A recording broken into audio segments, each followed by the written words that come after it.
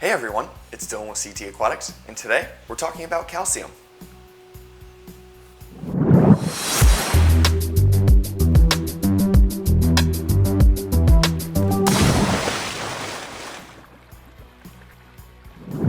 So what is calcium?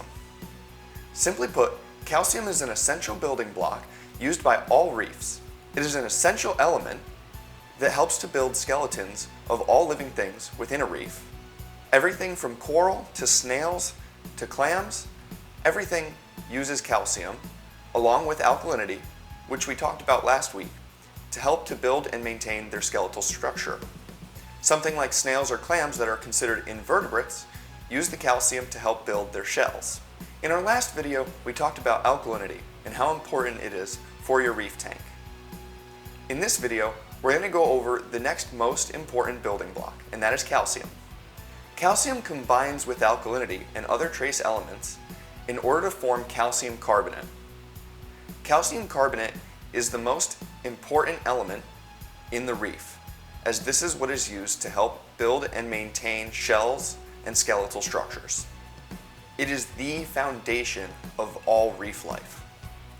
In captivity, LPS and SPS coral use calcium carbonate to help build their skeletons, as well as snails, crabs, and other invertebrates will help to build their shells with the calcium carbonate, making it one of the most important pieces of the reef system. Coralline algae also uses calcium carbonate to grow. Having stable and consistent levels of alkalinity and calcium is super important for your reef tank for this very reason, that calcium carbonate is so important to everything in the tanks. That is why maintaining these levels is so important.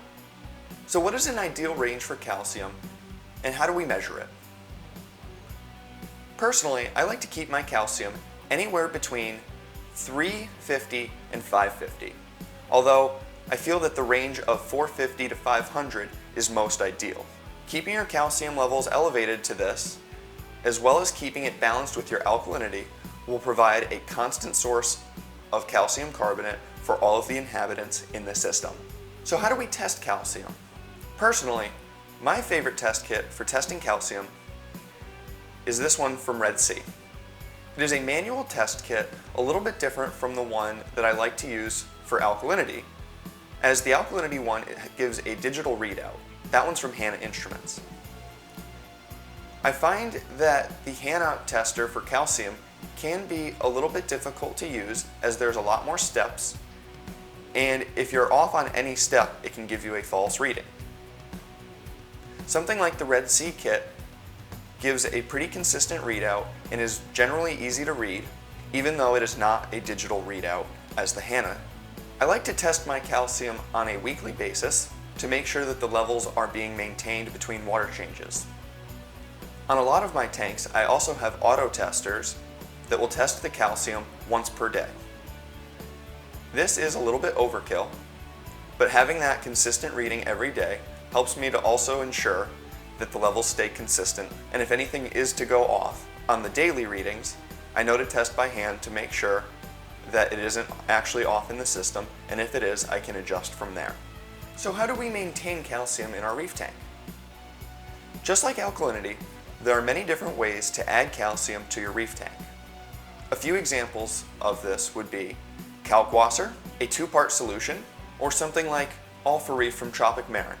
Kalkwasser, as we talked about in the last video, breaks down into both calcium and alkalinity.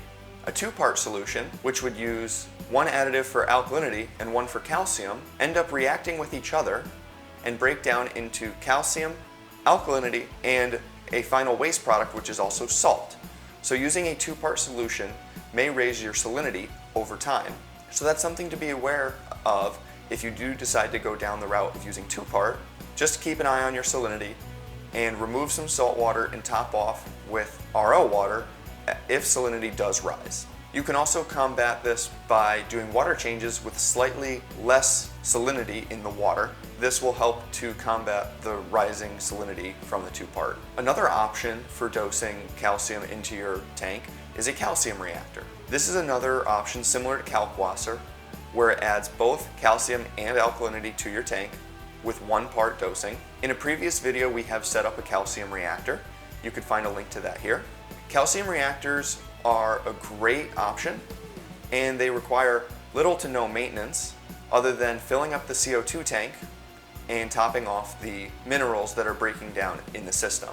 Personally, calcium reactors are not my first choice, as I do find it to be a hassle having to go and fill up the CO2 tank on a regular basis. Plus, it also tends to lower pH, and you need to employ a lot of other methods in order to help bring the pH back up to where it should be. And this leads us to my favorite dosing method, and that is using Tropic Marin's Alpha Reef.